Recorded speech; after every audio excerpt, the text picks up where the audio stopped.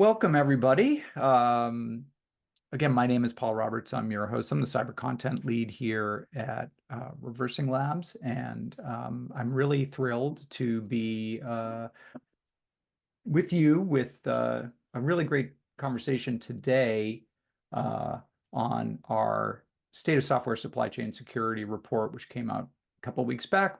Has some pretty amazing, interesting insights on the nature of software supply chain threats. And I've got two very well-qualified and informed folks here to help us parse out the lessons in that report.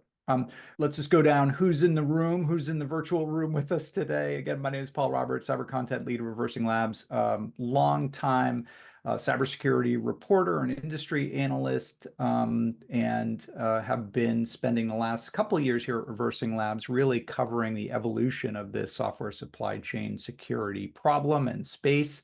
Obviously, it's not new, but it's really taken on a lot of dimensions in the past couple of years. So it's been a really interesting place to be spending time.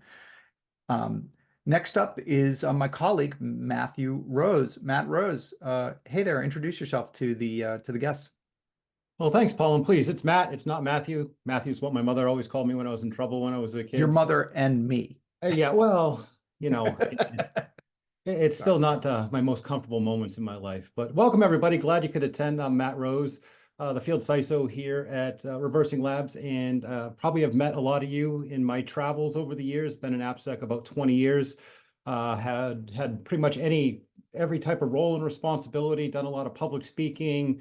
Quoted in a lot of articles out there, and just really like to kind of take a different slant on the way to communicate AppSec problems, software supply chain security problems, in a way that's easy to digest and understandable to the everyman. So happy to be here with Paul and my good friend Derek Fisher, who I will pass it off to now. Hey everyone, Derek Fisher. Been in AppSec, ProdSec, security space for probably about 10 years, but have about 30 years of experience in overall engineering. So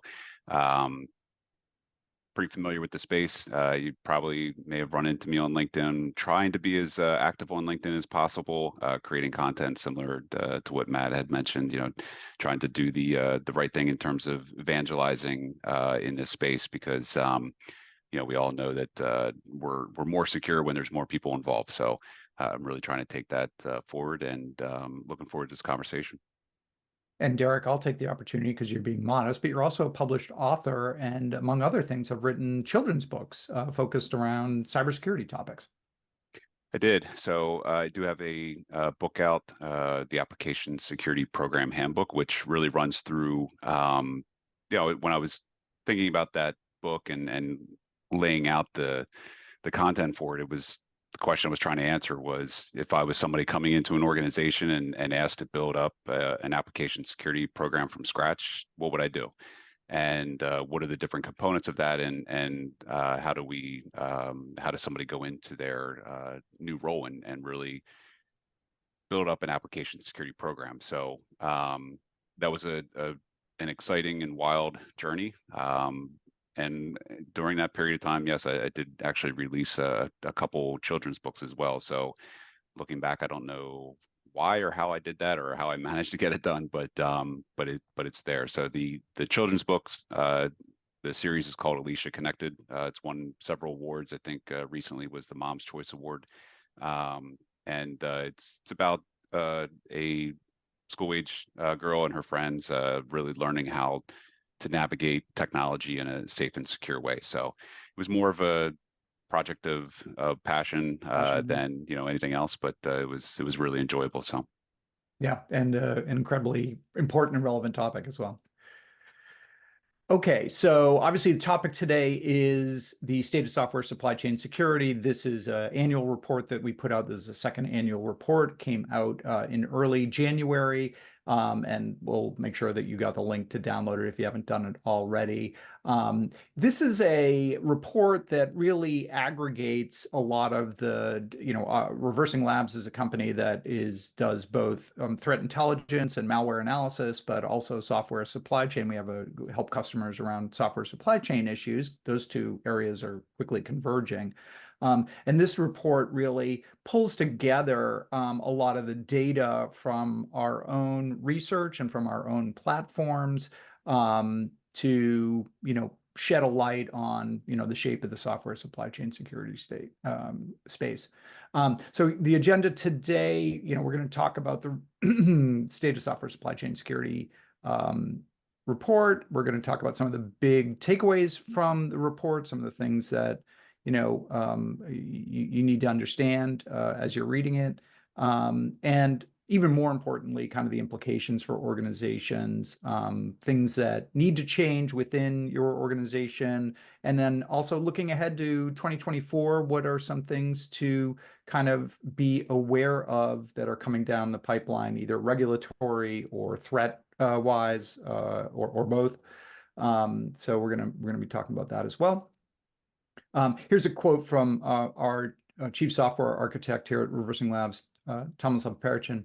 The risks developers and software consumers have never been higher, and that includes political messaging, software, political messages. This is protestware. Having software perform random acts of political activism does little for a specific cause, but it does decrease the private sector's already shaky trust in software.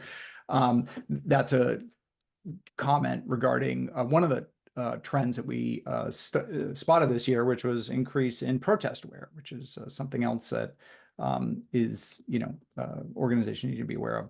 So I'm going to start off with a question.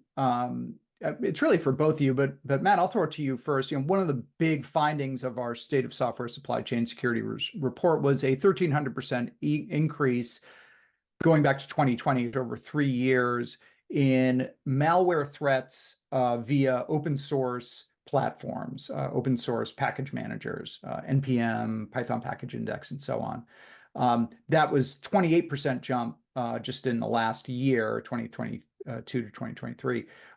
What lesson should attendees or our attendees take from that in terms of, if they're a development organization, how they are using and relying on the open source world and open source infrastructure? Should that just be a huge red flag, or is it like, no, this is a manageable problem? Well, I really think development and architecture teams are a victim of their own success. So we're releasing software as an industry faster and faster and faster. And the only way to keep up with that is to leverage pre-built components to ensure that cloud native development with microservices architecture or whatever is done in a way that keeps up with the 10 releases a day, 100 releases a day, 1,000 releases a day, whatever, however aggressive is that CI/CD pipeline. So thinking about that, mundane tasks of, a socket connection or a file upload, a file download is pretty much passed off to that open source software because nobody wants to reinvent the wheel. And I don't know, depending on which analyst you talk to, modern software or applications are somewhere in the realm of 40 to 90% open source, with some other pieces, special sauce tossed on the top. The thing is that need to keep up with the speed of release cycles has really made us rely on those open source package on a day-to-day basis. But again, speed is the victim. We're a victim of our own success. So sometimes the vetting process of the open source package isn't as robust or as effective as it should be. And thinking about that is that there are very, very aggressive and complicated software supply chain attacks leveraging these open source repos. But then there's the basic 101 course, if you remember your college courses, of things like typo squatting, where you have just changing the name and casting this huge net and hoping somebody makes a mistake. So from that standpoint, it's like the speed of release cycles, the need to keep up with that has made us rely more and more and more on open source in a way that we're not doing the correct, steps to verify, is it secure, up to date, or compromised? Derek, thoughts on that? Yeah, I mean, I would echo what Matt mentioned, in terms of the fact that, we're development is pushed to create value for the business as quickly as possible, and that means that engineering teams, development teams, they're pushing out these new features and code out the door rapidly. And as Matt mentioned, you don't have to create everything yourself. Like a lot of the mundane, low-hanging fruit is often pushed off to third-party software. And aside from the typo squatting, aside from the potential malware injection into those packages that you're getting, I think honestly, like a lot of organizations actually aren't good at doing, the basics of patching either. Like, you have it's, we've all been around the block long enough to know that like it's not uncommon to have software, a third-party library that you've been running for 5 years that hasn't been patched, and it's because patching that means you have to change your architecture, which has a ripple effect across everything else. So, If I it ain't think, broke, don't fix it. Exactly. Like it's the house Don't of cards. touch it. Like Actually, don't don't blow even on touch it. it. Yeah. Don't walk by it. Don't do anything. Don't look Yeah. at it wrong. Right. And so I think that adds to the complication of supply chain security, where a lot of our focus has been shifted to, NPM, PyPI, and, places where like, hey, malicious actors are getting in there and they're able to, compromise these packages and get, backdoors into organizations. Yeah, that's a huge problem. But I think we also miss the basic hygiene as well in some of these cases. And, that does actually kind of play into, one of the ways that what I've often tried to talk about is, we have to have the ability to patch quickly, right? So in those cases where something has been compromised, a package that you've utilized has been compromised, it shouldn't take you weeks or months to get that upgrade. You should be able to upgrade that immediately. As soon as that new release comes out, or as soon as that fix comes out, you should be able to patch that immediately. So, I mean, Derek, you've talked about the concept of software supply chain security as kind of the marriage of two already existing areas or disciplines. One is just, focus on open source security. So like software composition analysis, for example, which a lot of companies that, use. And the other is sort of more compliance focused, like third-party risk management. Can you talk about how you see those two areas coming together, and like where in your mind are like the gaps are right now for development organizations? Where are things slipping through the cracks for them, given that, yeah, they're probably doing, they're probably using some SCA provider, they're probably doing some level of, third-party risk management, but they're missing stuff. Yeah, I think when we look at a security organization, usually third-party risk management is in a different part of the security organization, or maybe even the organization as a whole, than product security, application security. And usually it's a very compliance-driven type of activity, fraught with questionnaires of like, hey, tell us about your SDLC process. Check this box. Tell us that you have your SOC 2, and there's all these like basic fundamental questions that people just answer yes, yes, yes, and then you move on. I think when it comes to being able to really marry those two in terms of application security and third-party risk management, it's I mean, it's not really secret sauce there. It's combining those two, right? Those two efforts need to be, whether it's in the same team or whether it's in the same organization, but they definitely need to be working hand to hand. Derek, a quick question. You mentioned the questionnaires, and I mean, from a practical standpoint, and this is for everybody to think about themselves as you're watching the webinar. How many people have gotten one of those questionnaires back where somebody was completely honest and was like, yeah, our software is riddled with holes. It really stinks. We haven't done a test or an update or a patch on it in years, but hey, I hear you like it. Hope you buy it. I mean, yeah. That standpoint, does that really, those questionnaires, do you expect anything other than glowing remarks on the way back? Or do you actually have instances where you've gotten, things that have raised eyebrows that people aren't doing the right things? Yeah, and I think raising the eyebrows is usually what's missing from the responses, right? It's not what they answered, it's what they didn't answer.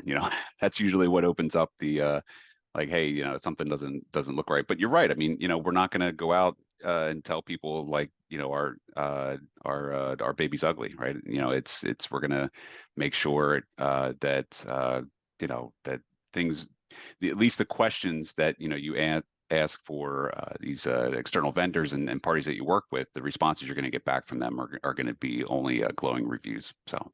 Yeah, and we're going to talk about that kind of the compliance, the sort of checkbox security issue in a little bit more depth. So going back to the state of software supply chain security, one of the, sorry, wrong one. So one of the interesting data points that came out of it was that a big source of risks was or leaks of secrets in the last year came from OpenAI. That OpenAI was, behind kind of Google and AWS, a top source of leaked development secrets, like API keys and stuff like that. And I thought that's just kind of one data point, but I thought it really raised an important question, and I'm guessing a lot of development organizations are struggling with right now, which is we're increasingly relying on, AI to assist with, automation or development, or even code creation. How should we understand the risks that go along with that?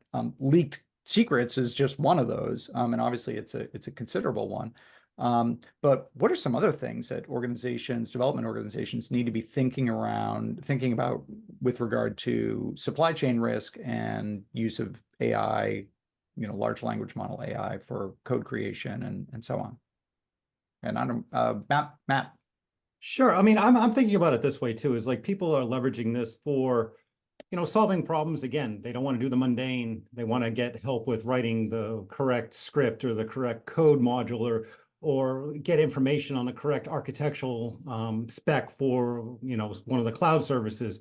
The thing is, when they try and do that, a lot of times they'll put their own personal data, their own company secrets in there to help them model something. So they're basically sharing their information. They don't realize that those large language models, hey, now they have the keys to the castle. Now they have your information. And I just think that people have to be very, very cautious about what they actually put into an AI platform, no matter what it is, because then it's like, you tell your kids, like Derek in his books for kids, once you put something out on the internet, it's always going to be on the internet. Once you put some of your company PII data, your company trade secrets, your company information out there, it's always going to be on the internet. And those large language models are very, very, very effective at finding that type of stuff. So you have to think out of the, it's kind of like the use of open source packages for developing your software. You don't want to reinvent the wheel. Well, somebody doesn't want to reinvent the wheel for a piece of content or an architectural spec, so they'll share a little bit too much information to make it go easier.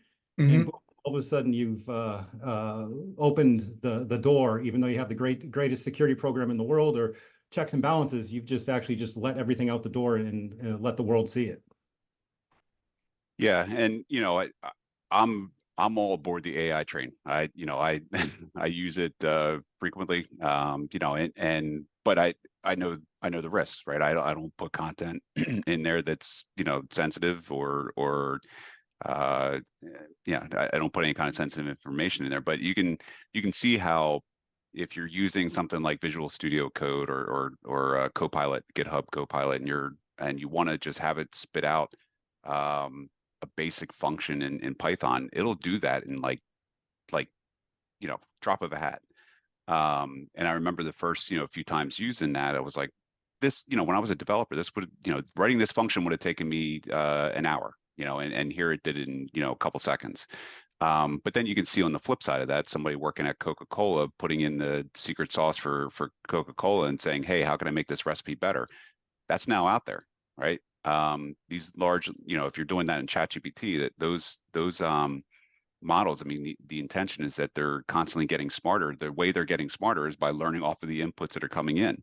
So when you're putting that data in, it then puts it into that vat of soup that it's using to then answer questions from other people. So it's no surprise that you're seeing secrets like that being made available in these models.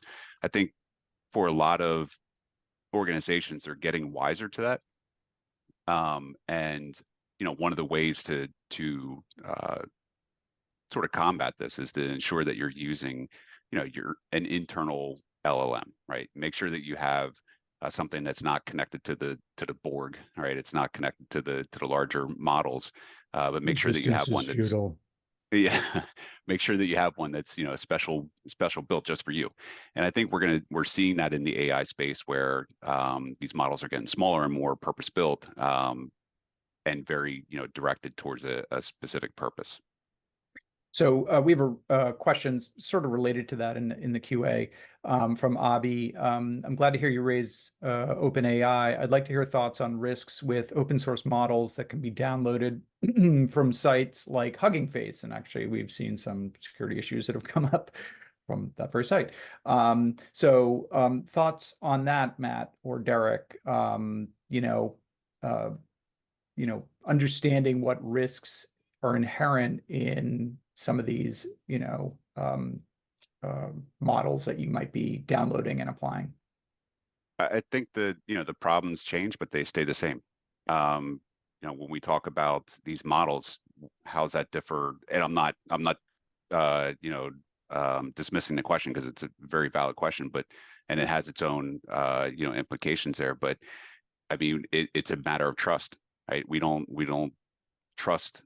Oftentimes, we don't blindly trust the components that we're downloading from PyPI. I think we need to take the same apprehension when we're looking at these models that we're getting from places like Hugging Face.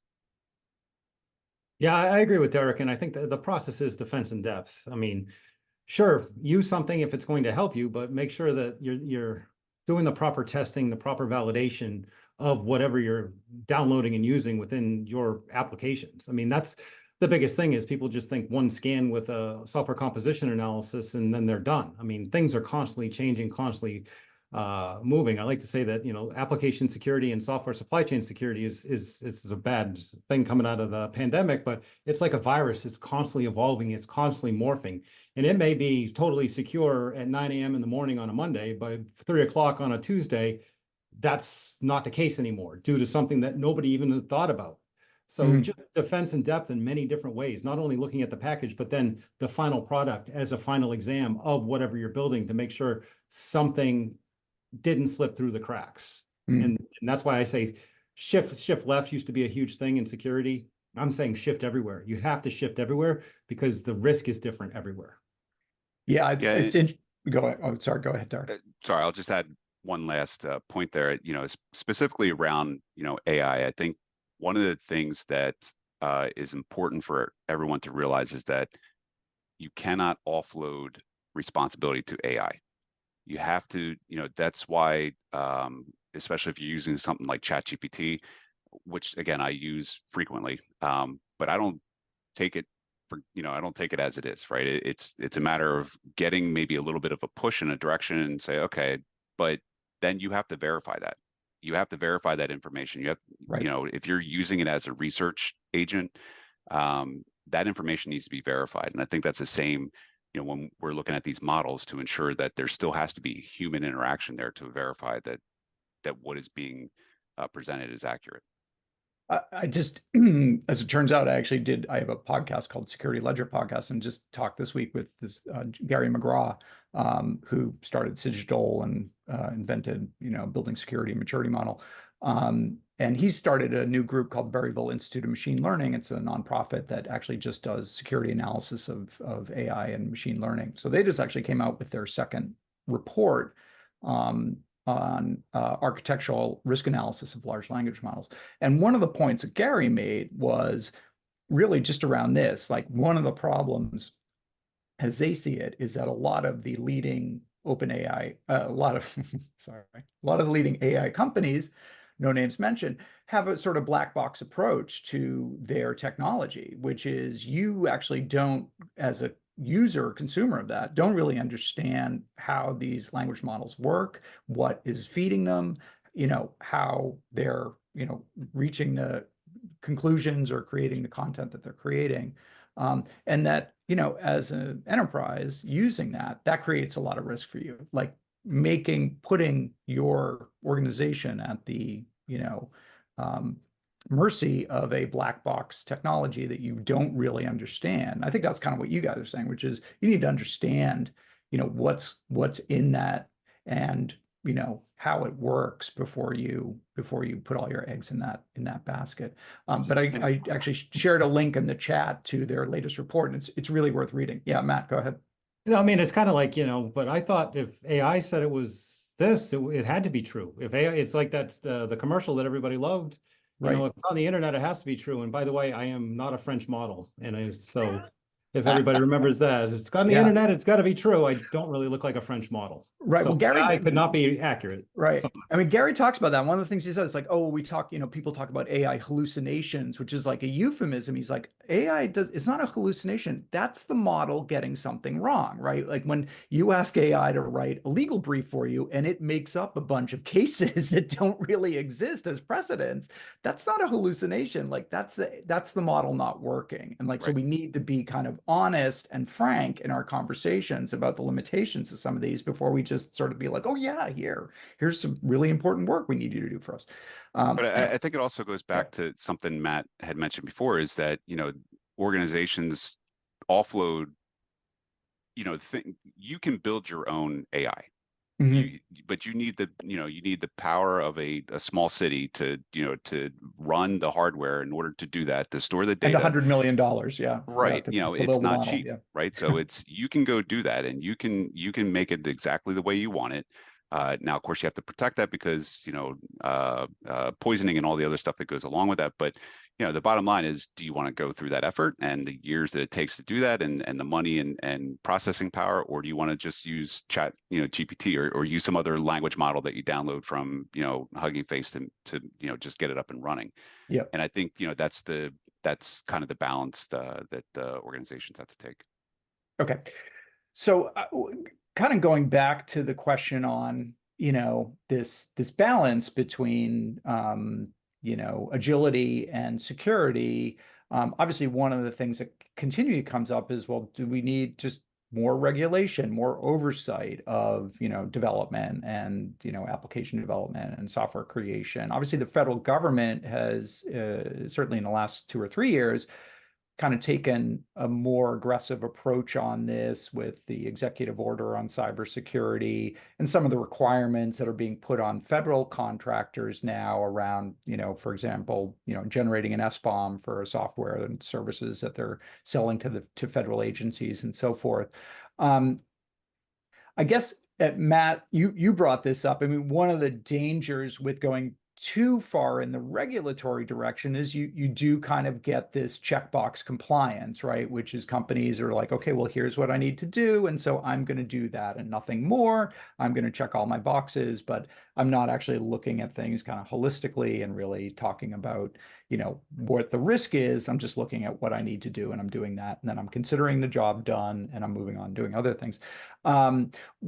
What in your mind is sort of the best way to achieve like secure and resilient software supply chains? What's the balance that needs to be struck between mandates, oversight, regulation, and you know flexibility? Giving letting on the I guess on the other hand would be just total self-regulation. There are no rules, totally up to you to manage the security of your software. Yeah, I'll use my crazy analogies and pop culture reference here. So how many people have seen Pirates of the Caribbean, where it was the pirate code and they said, parlay, parlay. And they said, well, I'm supposed to be able to, have a conversation about this. That's the pirate code. And he's like, they're Yeah. more guidelines than actually the code.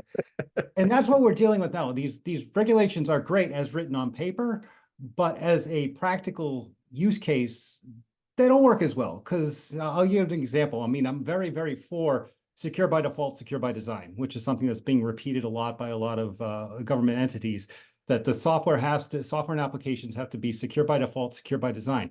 So I like to raise my hand at the back of the room on that and said, not many organizations are creating software from scratch. Software and applications are evolving, like that virus example.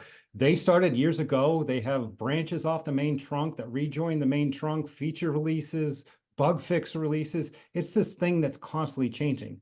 So how can you architect something that's already designed? If a car already exists, you can't re-architect it when it already exists. You have to find ways to overlay in a painless, non-cumbersome way these security protections and checks and balances. Yes, I agree with it for net new development of software applications or software packages or what have you. But from a practical standpoint, the thing's already designed. you can't redesign it just to make it secure. You have to find ways that aren't disrupting the apple cart or tipping the apple cart. Oops, sorry, Derek, thoughts on that? Yeah, I mean, I think I made this comment recently. I don't remember where, but you know, I've made it numerous times in my career. But you know, I've been asked in the AppSec space, like, do you guys follow OWASP top 10? It's like, well, yeah. I mean, is that all you want me to do? Because I can do that. Well, you know, I can do that by myself. I don't need a whole team to do that. And you know, if you ask me to produce an SBOM on a particular product that that I'm responsible for securing, I can give you that. That doesn't tell you anything about you know, how I'm utilizing that information to make the product more secure. And so I think, you know, regulations or frameworks and those types of you know, guidance are good for just that. It's guidance, right? It's telling you like, hey, here's a way to do this. Here is a method and framework in order to do, to do what it is that you're being asked to do. But at the same time, you have to be able to implement something, right? And make it, is this really making the product more secure?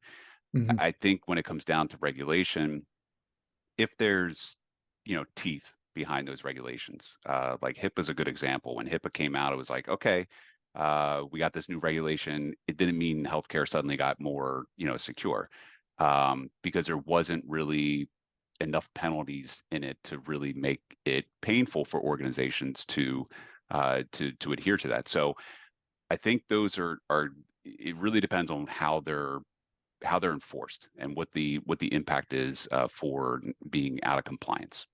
Mm. One of the big findings of the report, as I noted earlier, was regarding secrets leaks, and I think our researchers discovered something like 40,000 secrets that had been exposed via the major open source package managers that they looked at. I say that as this week we're reading about Mercedes-Benz, which this company Red Hunt Labs discovered that Mercedes had accidentally, a Mercedes employee had accidentally published a good chunk of the company's source code to his or her public GitHub repository that gave unrestricted or unmonitored access to the company's entire internal GitHub enterprise server. So there was a access key included in the code that was published at the public server. That was there for 3 months before it turned up in the scan and got reported to the company and then addressed. I think that kind of lays bare, I mean, Mercedes-Benz, a $63 billion a year, market cap company, so not resource constrained. Lays bare, I think, what some people look at as just the lack of attention, the inattention that even sophisticated companies have to these types of risks. And this isn't the first time this has happened to Mercedes, I should say. So what needs to change practically to make companies more attentive to just even that type of scenario? Like, okay, we got a developer who's working on projects for us, but they also have their own public or personal repos that they're checking stuff into and out of. And we need to start managing that interaction and making sure that we're not, falling prey to just an oversight or a kind of fat finger mistake. What needs to change within organizations to get them focused on stuff like that? Because it seems like they're not. Thoughts? Yeah, so I can start. You mentioned, Mercedes 63 billion market cap, but software is not their core competency, right? I think that's one of the challenges for some of these organizations or companies. Yeah, they're no shortage of cash, but their cash is going elsewhere. And so these these companies that have a core competency that isn't digital products or security, they have challenges because they may not even understand it, right? And I don't know, I'm sure Mercedes-Benz does have a good security team and has good engineering team and all that. But that is not their core. That's not what they sell, right? They don't sell software.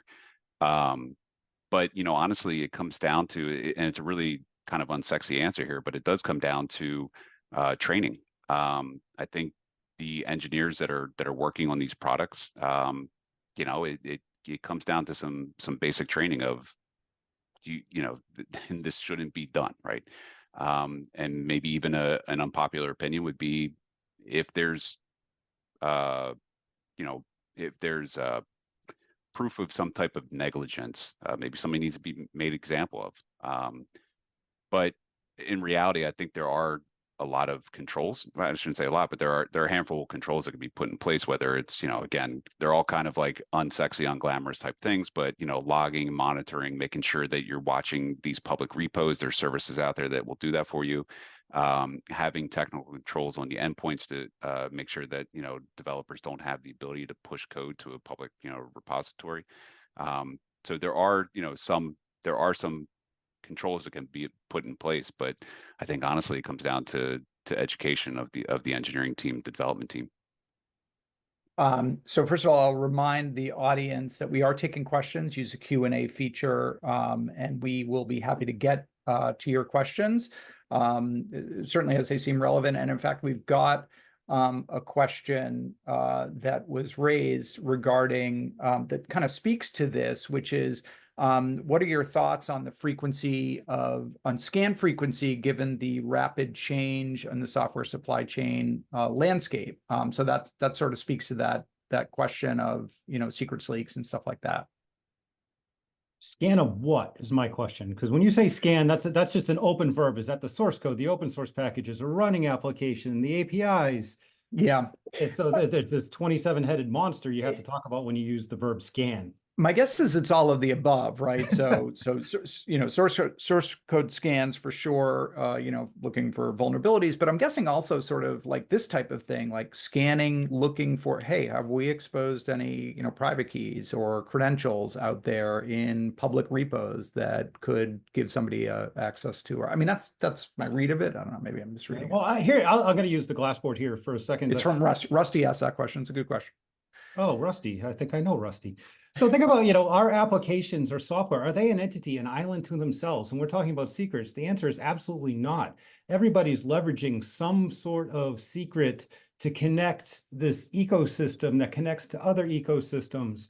And this could be for functionality. This could be for private data. And then you have a secret here, a secret here, a secret here, whatever the key is, the user credentials. So as you're developing your own software and, the state of software supply chain is, it's a growing problem, but is the responsibility just the entity you're developing or you're consuming, or all the transient pieces throughout that ecosystem that secrets are then connecting to?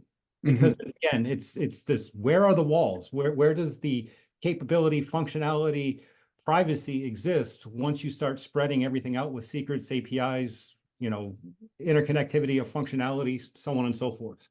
Right. And here's data from the State of Software Supply Chain Security. This is a breakdown. NPM was the biggest source of secrets. It was like 77% of all the secrets that we discovered were found on NPM. And this is just a breakdown of kind of what those secrets related to. And as you can see, Google, and GitHub, AWS, obviously the big outliers there. NPM itself, right? Kind of folks streamlining, probably, managing code and stuff like that. Slack, OpenAI is in there. But just a look at kind of what the sources of trouble are, where the slip ups are happening. Any thoughts on this, gentlemen? Not surprised. No, not surprised yet. So one of the big developments in the last few months in terms of this, kind of our overall conversation around software supply chain security, is obviously the legal developments in the case related to SolarWinds and their CISO. And obviously, in the audience, if you haven't been following this, the SEC in October launched a case against SolarWinds and its CISO for basically fraud, for misleading the public and investors about its cyber risk that led to the compromise by the SVR, the famous SolarWinds Orion hack and supply chain attack. And there's been a lot of debate about the wisdom of the SEC's pursuing SolarWinds for this. Presumably, if they're going after SolarWinds, they're going to be going after other companies as well that have had similar problems. I'm interested in your thoughts on whether this is a positive development in terms of, making change happen in software supply chain security, or misguided. Derek, why don't we start with you? I think the first thing that came to mind when I saw this was that, it's chilling, right? Because I think those of us that work in the security space, we try so hard to be picked for the team, to get on, to be on the side of engineering and to work with them, and not because, we're doing it for the reasons, most times, for the right reasons, right? We're trying to make a more secure product, more secure world, a more secure, company that we're working for. And I think to have this happen is, it gives you pause, right? And I think we're already struggling to fill roles. I don't think, that may be a little bit more doom and gloom than required here, but I think there's going to be some people. I know at the CISO level that there are individuals that are making a lot of noise about this, like, hey, this makes our job harder. And I'd like to hear Matt's thoughts on that, but I think it's going to make it more difficult for, I think, individuals to raise their hands and say, hey, I want to do this job. So I think there's, I don't necessarily agree that this is the right direction. Matt? So my thoughts are what's the delineation of responsibility? So think about it this way. If you look at the history, it's like you inherit a big heaping, steaming pile of what, and you're the new CISO, and 6 months later, there's a major breach, and you're like, I told them they needed to fix this. I didn't even do this. I didn't make this mess. So how can you say that you're going to push down on a CISO or CISO or whatever you want to call it, if they hadn't been there for 10 years or things like that? Because, it is a very transitive responsibility, because it is very stressful. There is a lot of responsibility, and there is change based on desires or completing of a project or whatever. But the biggest thing that I think you have to think about is plausible deniability is no longer a defense. I didn't know, we don't have any problems. Well, I didn't test for anything, so I didn't find anything. Right. So from that standpoint, if you have the capabilities and the technology stack out there from an application software supply chain security does exist, that you can find these type of things. If you're not doing that, I think that is negligence. But again, what is the line of how far back the negligence goes? But again, then you got to talk about budgets and resources. So it is a very sticky subject where it doesn't generate revenue for the company. Security doesn't. It makes it's insurance, and is preventing against the unknown. And somebody says, well, we've never had that problem before, so why should we invest in it now? Yeah.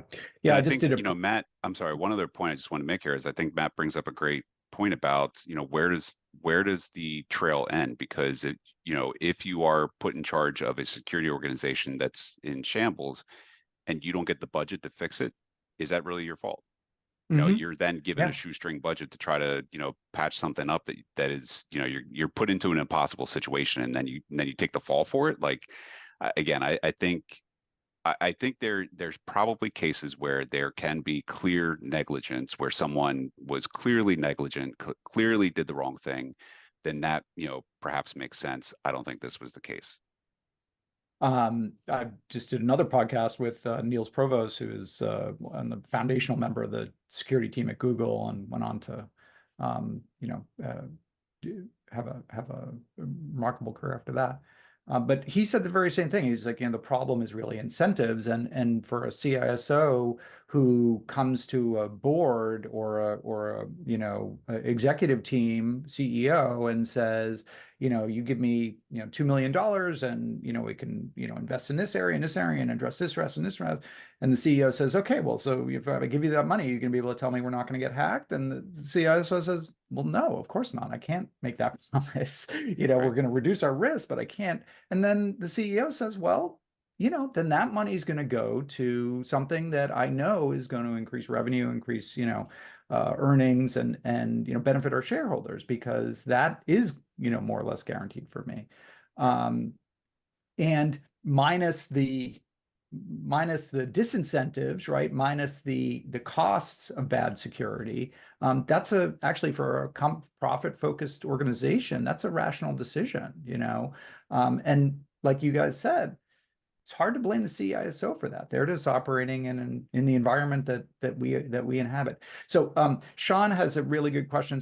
He asked it earlier, and I've been holding on to it because I think it's appropriate for this discussion, which is, given the wide scope of security and compliance responsibilities that most CISOs have, how deeply should the average CISO understand the specific challenges related to application security, DevSecOps, and I guess presumably supply chain security? How big a piece of their brain should this stuff occupy? I think it's very important. I mean, you're talking about very complicated attacks from multi-lenses, nefarious actors type of thing. If you're just controlling the budget as an executive, and I've seen this a lot where a CISO in an organization is not really a security person, they're more of a leadership type of role that's used to balancing budgets in large teams and things like that. But again, supply chain security, application security are very, very different than, day-to-day activity or, enabling of individuals to just do their job with business applications, because the reputation of the company is really on the line. And I'm not a proponent of all the things like, hey, if you get hacked, you're going to go out of business. We've all seen that's a false statement, because yeah, it costs them a lot of money. It costs a lot of pain and angst, but typically large organizations survive. Smaller organizations, yeah, they may have a problem. But thinking about that is, how can you actually make educated decisions on the budget that Derek just talked about if you have no idea what that 3-letter, 4-letter, 5-letter acronym actually means and how it helps or doesn't help me?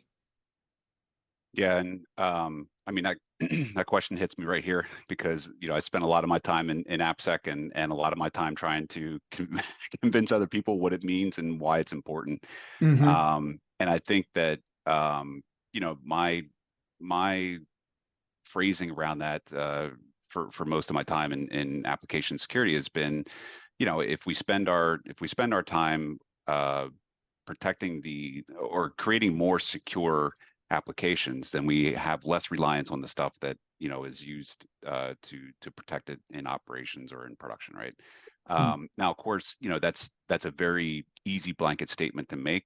There's a lot of nuances in that. It's not like you're going to get rid of your SOC if you solve all your application security vulnerabilities, because that's just not doesn't make sense.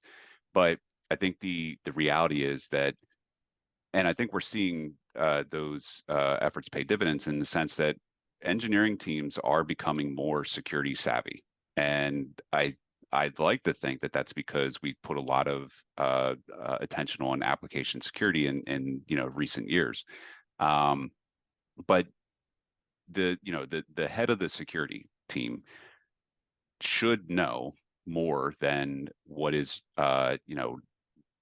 historical security in terms of SOC and information security and GRC, and pay more attention, especially in organizations where the core product is software.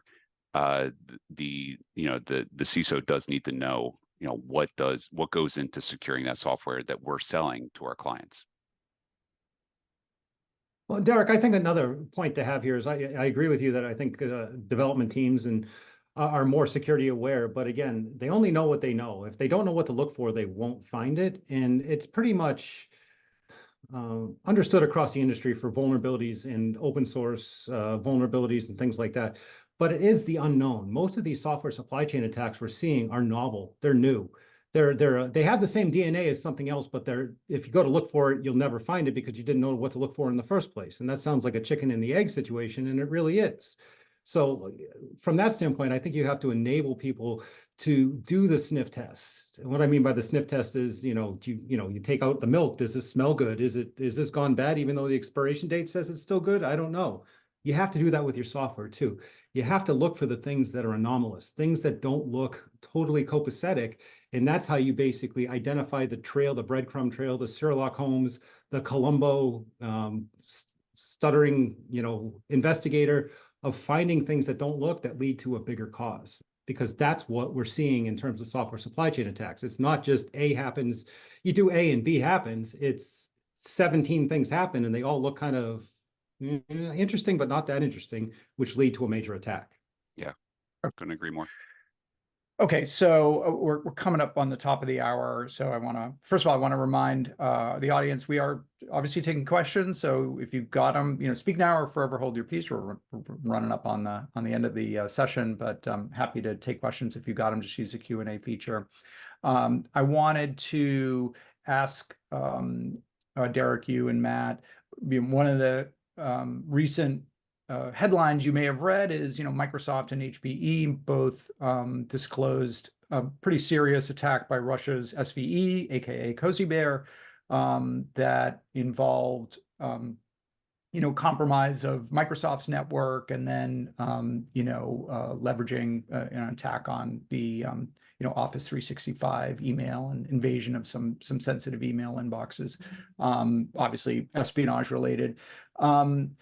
But it does raise a question that organizations have just around their reliance, Office, 360, well, Microsoft 365 is kind of the epitome of our, shift to, cloud and SaaS. But it's much broader than that, and it certainly is, a thing in the development world. How should organizations be looking at the risk of the cloud-based platforms that they're using, whether that's for, development, obviously open source, and how should they manage the risk that comes with those platforms, especially, unless you're the federal government or JP Morgan or something, you don't necessarily have the leverage to push back on the vendor and say, well, I want to see an SBOM or I want to see, an audit of your application. You got to just take what they give you. What's the fix for that, given that clearly the risk is real? Matt, what are your thoughts? That's a good question. I mean, I think that treating a cloud application versus an on-prem application, whether it's being hosted SaaS or whatever that is, it has to go through the same type of security checks, balances. And a lot of times people just want to push that easy button.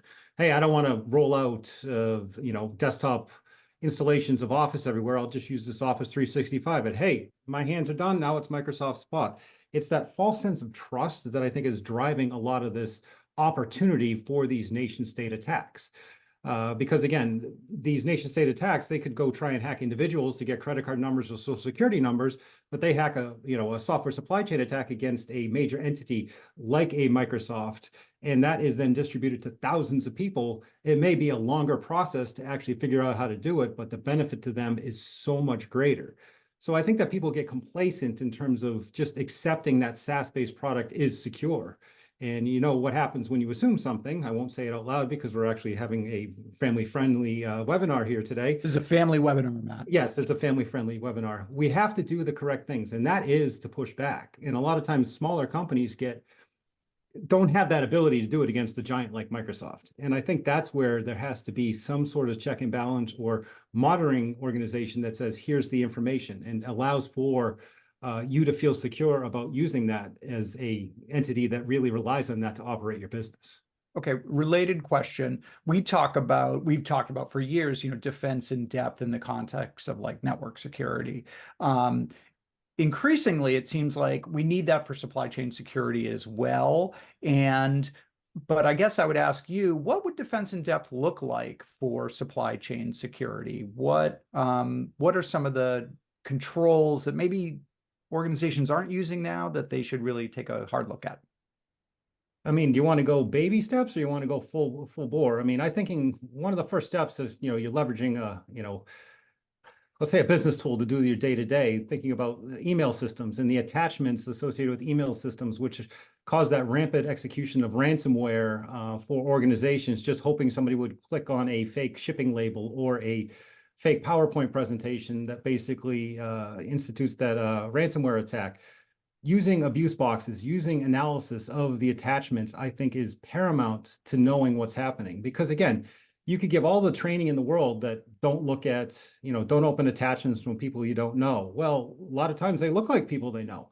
And taking that to the next step and creating an ecosystem that basically has a very well-defined process for looking at this stuff.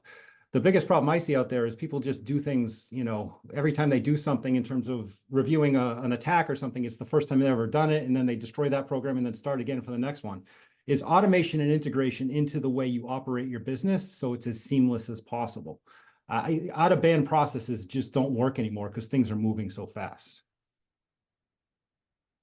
Yeah, and I mean, I'll add my 2 cents here. I think it comes back down to kind of, again, everything changes, but everything stays the same. It's kind of the simple parts of security in the sense that reduce your blast radius, have redundancy built into the system. If you have the ability to have a, I'll say a fallback option, which becomes expensive. So not every organization can do that. But it comes down to kind of the basic fundamentals of security, making sure that you're doing the monitoring, you're doing your assessments, especially when it comes to supply chain. Are you doing code reviews? Are you validating that the packages that you're getting are coming from the right source? Is there digital signatures? It comes down to we know how to do these things securely, but it really comes down to balancing that security against the needs of the business. You can create your own, email exchange internally to the organization and not have to use Microsoft, Outlook or Office, to process your emails. But is that really the most efficient way of running your business? No. So I think we know how to secure these things, but it's a matter of balancing that risk against what the business actually needs. Okay, so we're coming up on the top of the hour. I wanted to, first of all, last call for questions if you've got them, but also wanted to make sure that folks are aware of, upcoming webinar we have delves into some of these same issues, but in a little bit more depth, CISO accountability in the new era of SSCS. So kind of going deep on the CISO question. And that is coming up on February 6th. So you should definitely check that out. And I also wanted to give another shout out to Derek and let you all check out his amazing work, both the Application Security Program Handbook and, of course, the work he's done with children's literature. And there's a link there that you can follow for that. I guess I'd wrap up by saying, Matt and Derek, and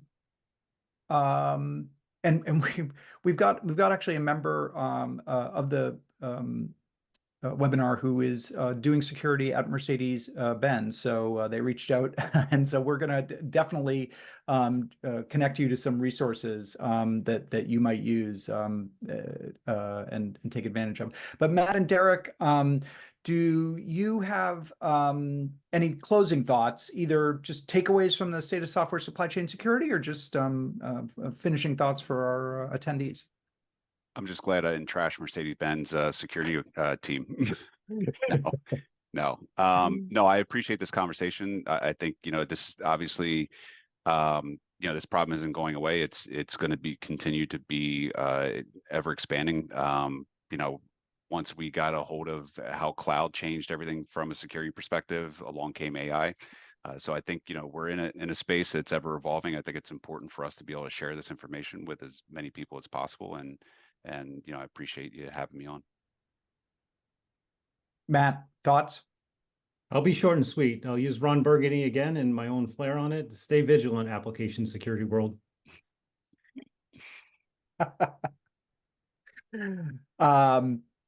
Okay.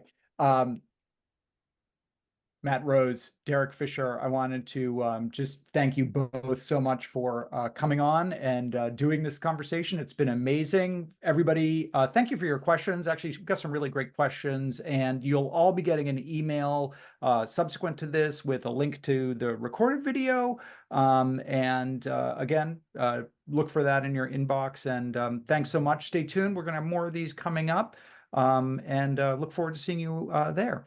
But Matt and Derek, thanks so much, and look forward to speaking with both of you again. Thank you. Thanks for attending, everybody. Thanks.